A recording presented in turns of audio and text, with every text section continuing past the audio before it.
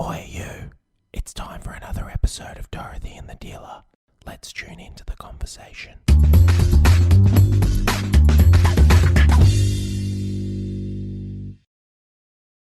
These broken wings and learn to fly again. Mate, 80s or 90s? 80s or 90s? Do you know who sang it? No. No. Take. You know what? When you put me on the spot like that, I know shit.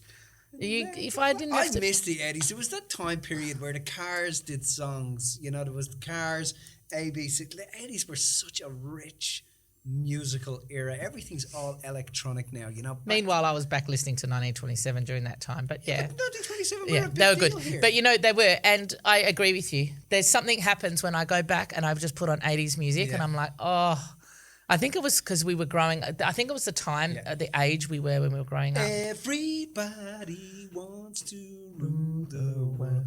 And if you listen to the lyrics of those songs, like Tears for Fears, so I was at a party the other day and there was all these blokes around like fucking blokey blokes and I just had a fucking party. Yeah. Drinking fucking emu. Oh, really? Yeah, the fucking emu is the big thing at the moment. I'm like, oh my God, it's like horrendous. And they're like, no, they've changed the fucking formula, mate. It's fucking lovely. So everybody was wearing These thongs. are Darlington They were all, no, mate. No. These were straight off a construction site. Really? They were wearing fucking thongs and fucking shorts. You don't like thongs at all, do you? I don't like thongs. And so they're like, everybody's playing different songs. And I love the 80s, right? Now, I'm not a fucking typical blokey bloke, mate. No. But I put on Everybody Wants to Rule the World by Tears for Fears, right? And next of all, somebody goes, is that fucking Tears for Fears? You know? Who the fuck put on Tears for Fears? So I'm like, I put on Tears for Fears. And they're like, fuck, that's a fucking gay song. And I'm like, oh, all right, I'll change it then. So I got the phone and I went to... just let me remember the song.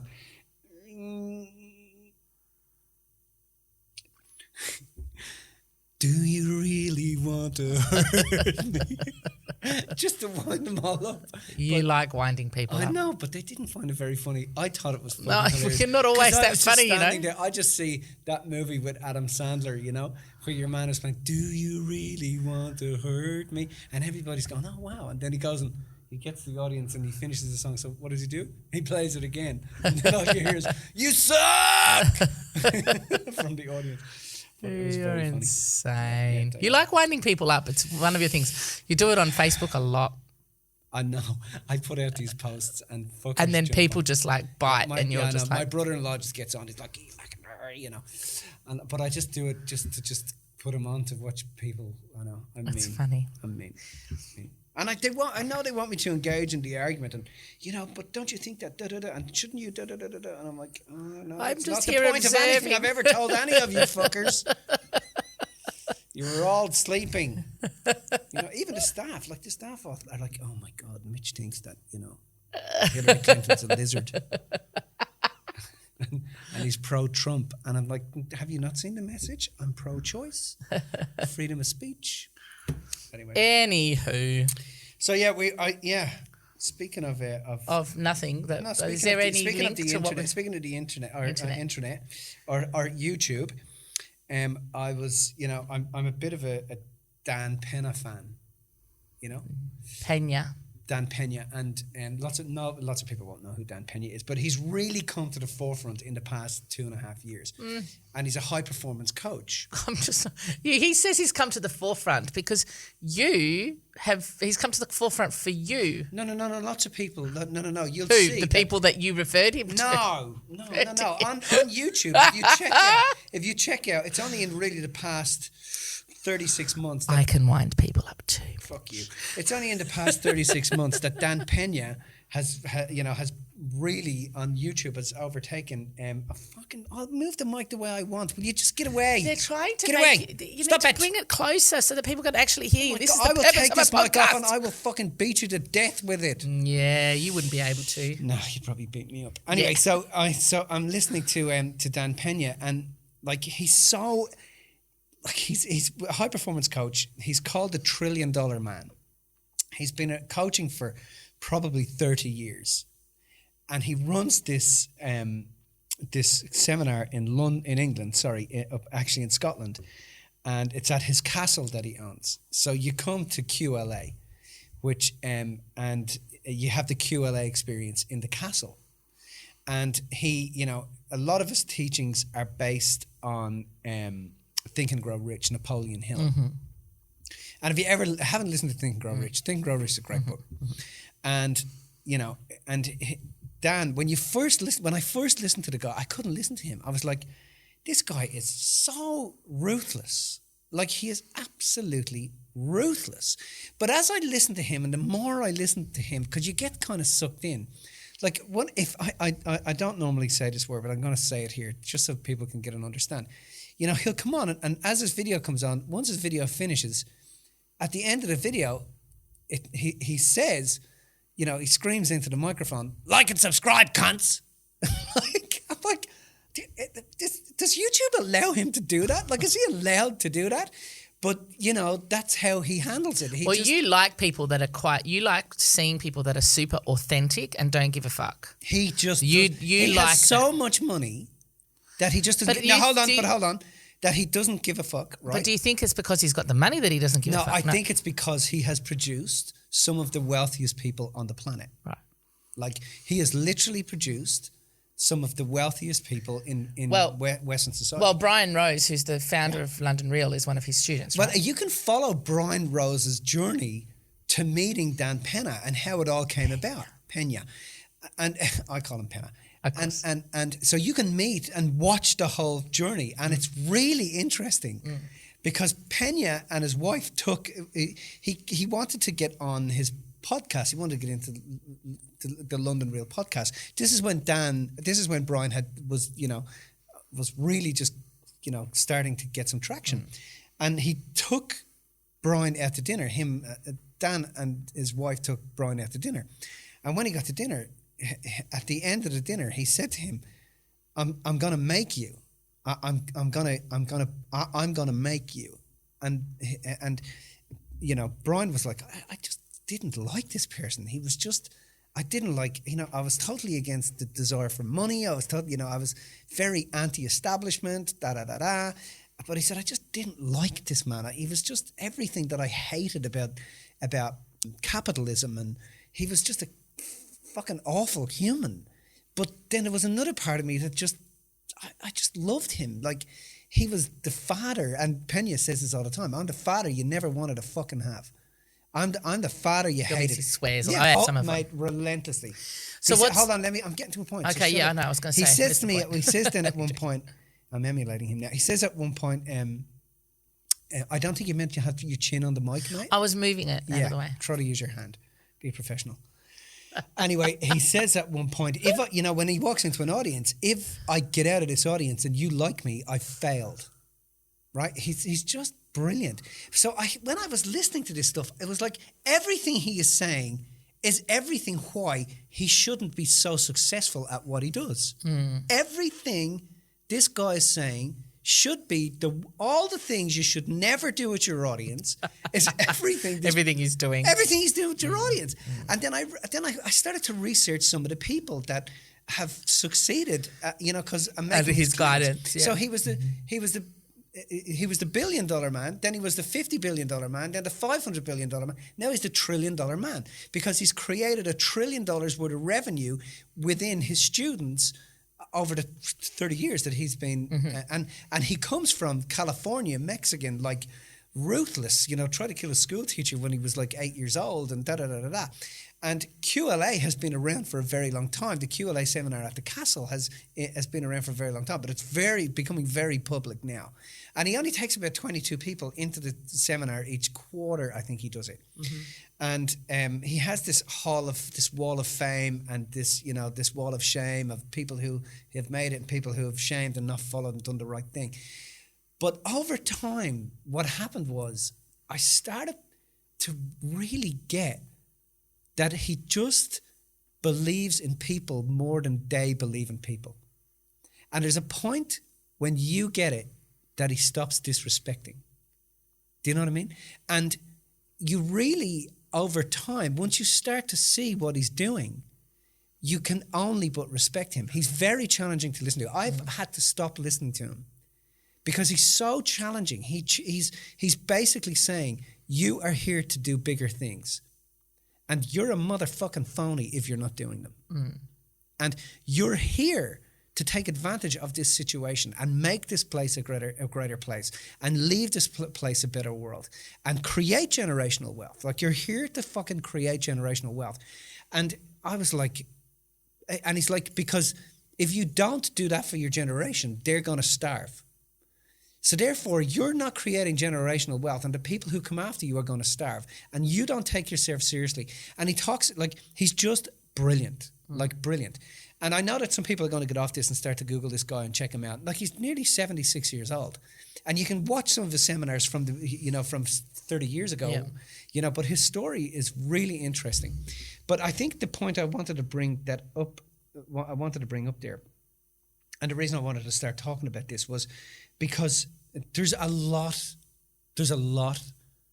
of information out there and misinformation out there. Do you know what I mean? There's a lot of people who claim to be coaches but have no longevity. And well, it's also when I think people need to understand what they need to look for when they're looking for some help with anything. Yeah. And I think one of the things that Dan does is he doesn't like. I know that you respect people who are as authentic as possible and who don't care. Yeah. That doesn't mean they don't care. It means that they care more for themselves and how they are inside of themselves, and they care about other people's opinions. So they still have care, but it's not about what other people say about them is not as valuable to them as what they say about themselves. Yeah. And so one of the things he does is he's quite authentic, and he will call it as it is. Yeah. And so if you go to someone for help and you need that help, you cannot have someone. It's so important that we're challenged in with the help that we get, because if we're supported, we're only going to get more of the same. We're not ever going to get anything different, right? Yeah. If I come to you for help and you go, "Oh no, you're on the right track, Mills," it doesn't help me. Yeah, that doesn't help. That's fine. I need that in my life. So first off, you need. So what you're saying is, you need someone that if they're not challenging you, if you're not wanting to switch them off. Yes. If they're not saying shit that you don't want to own. Yes. You're not in front of the right teacher. Not yet. The amount of times I see it all the time. You see it as well with what happens. That people would say, when I first met you, I really didn't like you. I thought you were this and that and this and that.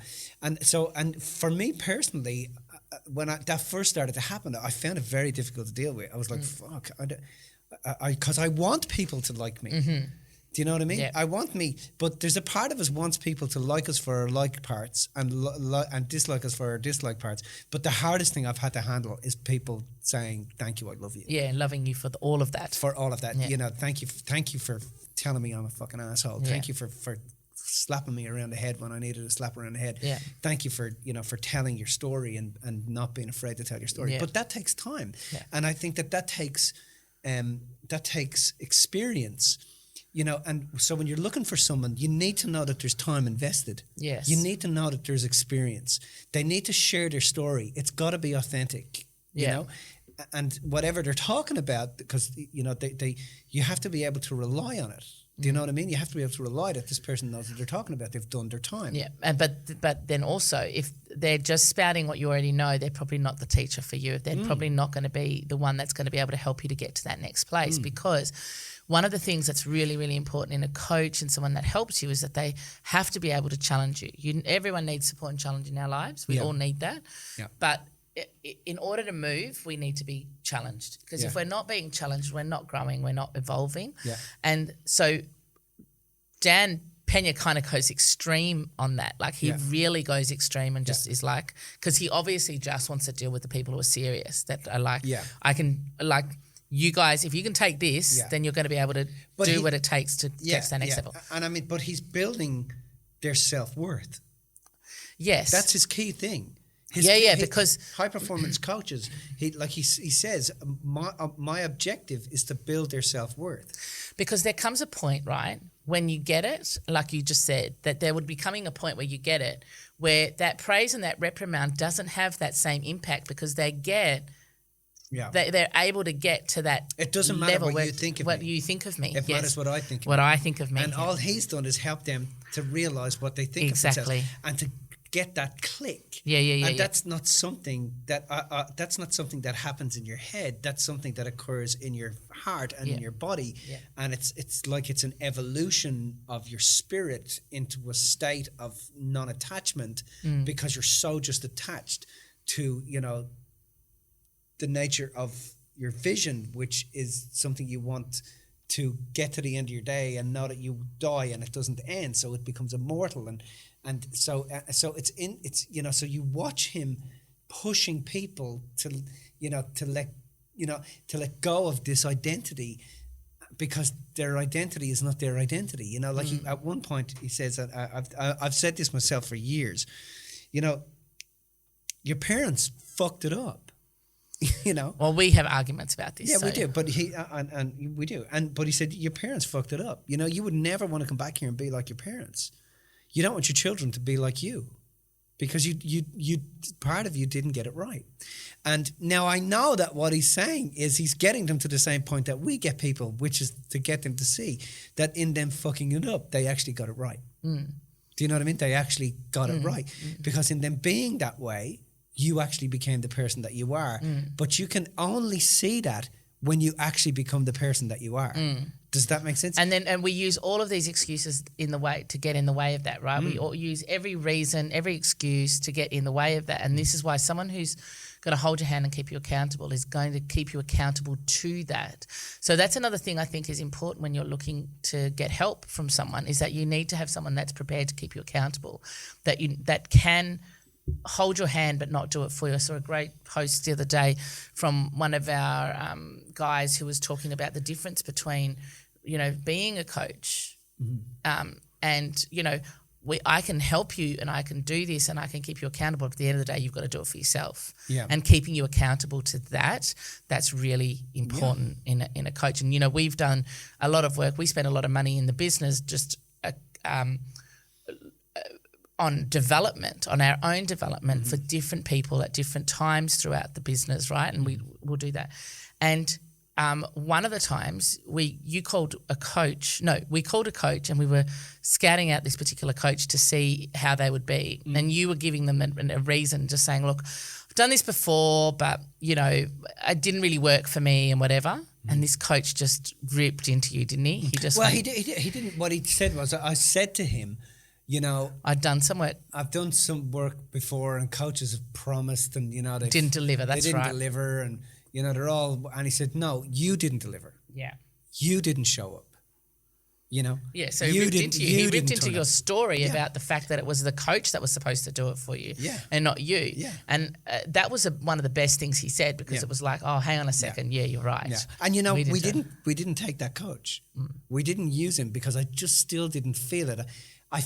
What he was saying was correct, but they were just words. Does that make sense? I still didn't feel outside of that he was going to be authentically what we actually fucking required. Yeah. And we ultimately did get what we required. Yeah. But you've got to be able to feel that out. Do you know what I mean? You've got to be able to know that when you're getting a coach, the coach's job is to keep you accountable, but not to hold your hand. Yes. Not to fucking. Well, hold your hand, but holding your hand doesn't mean you're right. They're not. You know, where are you today? They're with you. Yeah. They're not dragging you. Yeah. They're beside you. Yeah. So we say this all the time. I'm not going to fucking push you up a river. I'm not going to drag you. Because I don't want my energy being spent on doing that. I'm respectful of the team. We're going to walk with you. If you don't want to walk with us, it's fine. But we know where the fuck we're going. And we want to give you the skills, tips, and abilities to be able to fucking do that and to be able to get to where you want to go to. But I'm not going to run around after you and lose my energy doing that. I think I'm going to mention Brene Brown again, because I know you love me talking about Brene Brown. No, so one of the things that she talks a little bit about, because we've covered a couple of things that is important and essential in a coach. Firstly, they hold you accountable, and secondly, that they challenge you, because otherwise it's not, you know, worth it. But the thing is key, I think, is one of the things that Brene says is that she talks about us being able to help other people, right? And in us being able to help other people, that's all well and good. But unless you're willing to ask for help in the first place, then you're basically condemning the people that you help. Because, say that again. So imagine I come to you and I say, hey, Mitch, I can help you. If you need help, I'm here. Yeah. Right?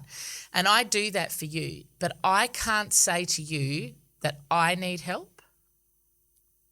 Yeah. Then what I'm basically saying in you needing my help, right, is that you're less than me somehow because you need help, but I don't. I've got it sorted out. Yeah. And I'm not prepared to ask for help. Yeah. So I think this is probably the first step before the other two anyway, is to understand that it's okay to ask for the help. In asking for the help, it doesn't mean that you are not able to provide the help and the assistance that you, like, 'cause we provide so much help and assistance to the people, like in our tribe, right? But that doesn't mean we don't need help at times. And if I was to give help to others and not acknowledge that I also need help, then I might as well be judging the people we're working with for needing help in the first place. I'm basically saying that I'm better than you, or, I see you as less than because you need help. But I also need help. So my point here is that in the first step before even choosing someone that's going to challenge you and choosing someone that's going to keep you accountable is understanding and recognising the part of you that actually gets that in the current way of thinking that you can't do it on your own. So, but there's a fundamental difference there, right? So for me, I'm not interested in helping people. Oh, you understand what I mean? I do, but I you want to clarify the point. People Yeah, need fair. to understand. Yeah, cool. In fact, I don't want to help people.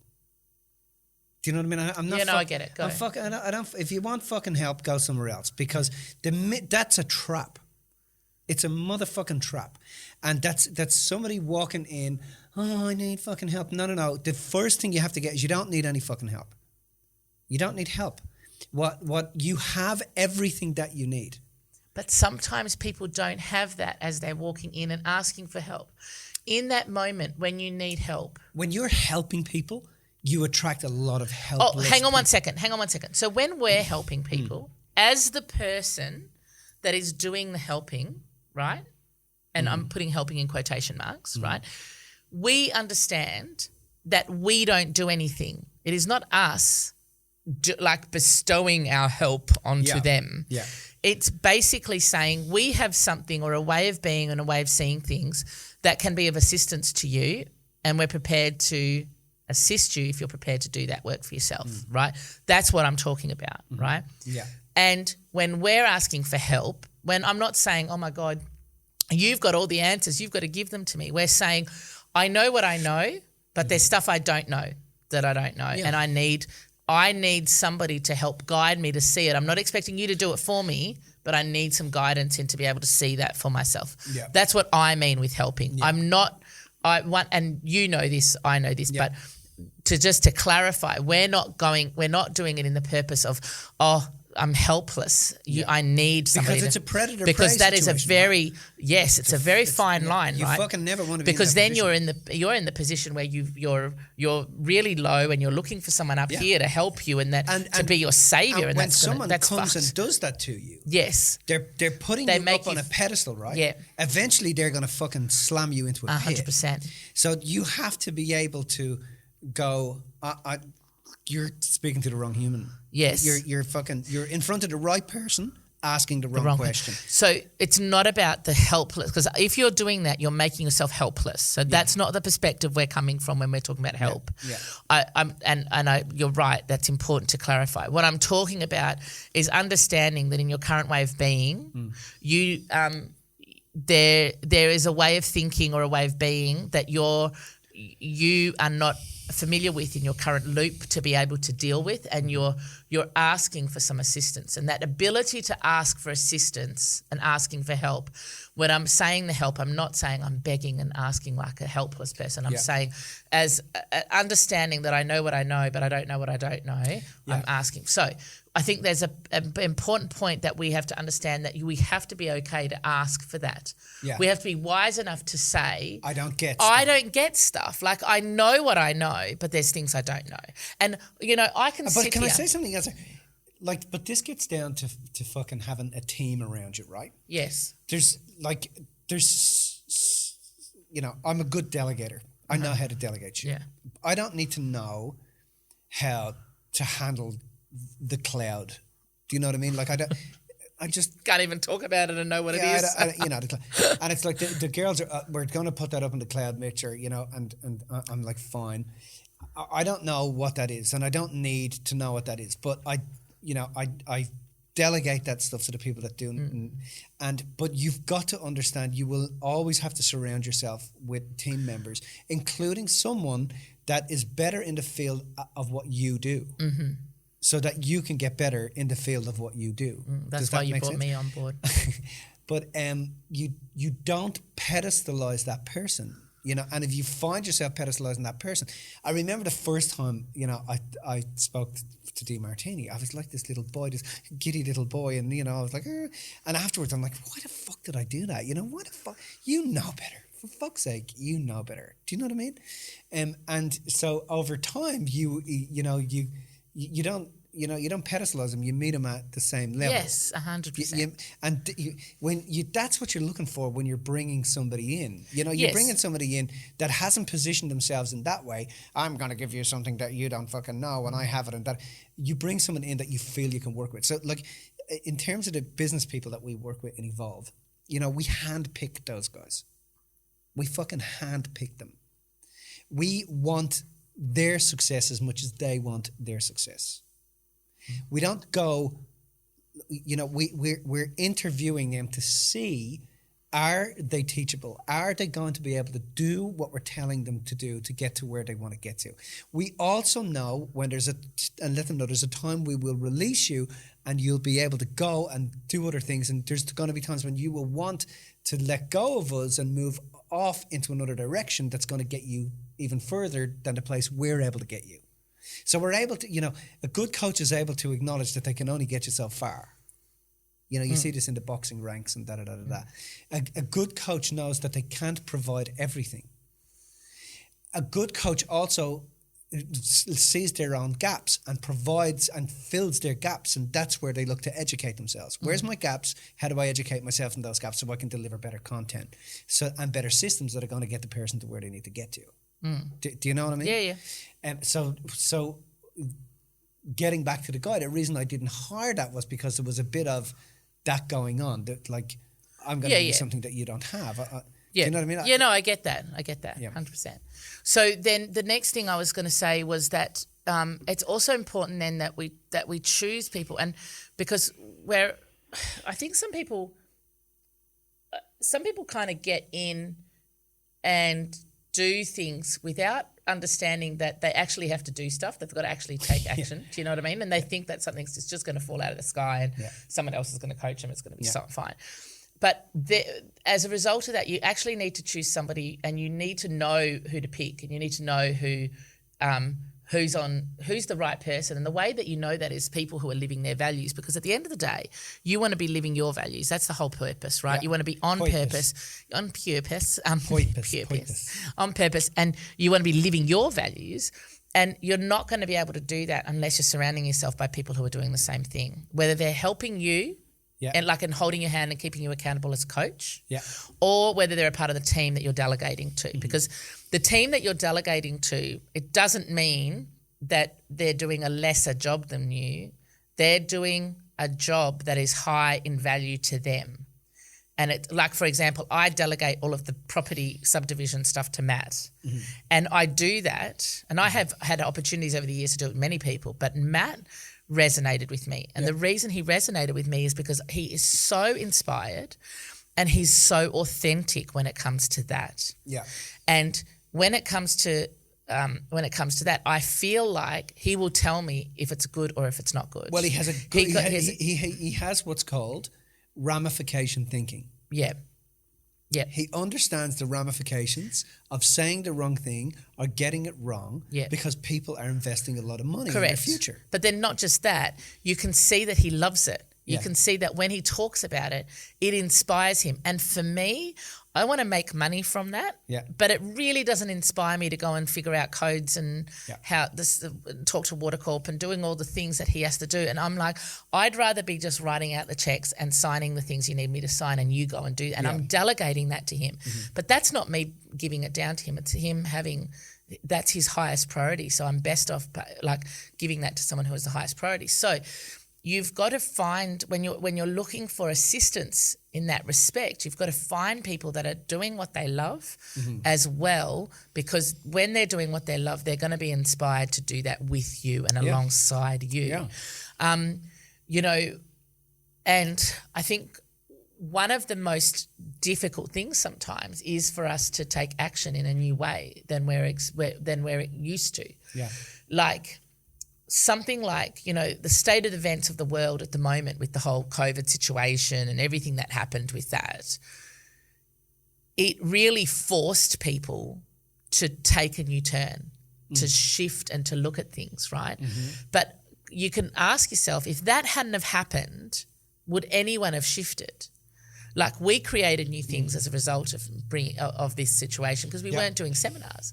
But realistically, I think we can be quite honest with ourselves that this year that wouldn't have happened if we weren't forced to do that, right? Because we needed external circumstances to bring that in, to give us the time that we needed to be able to go and do that, right?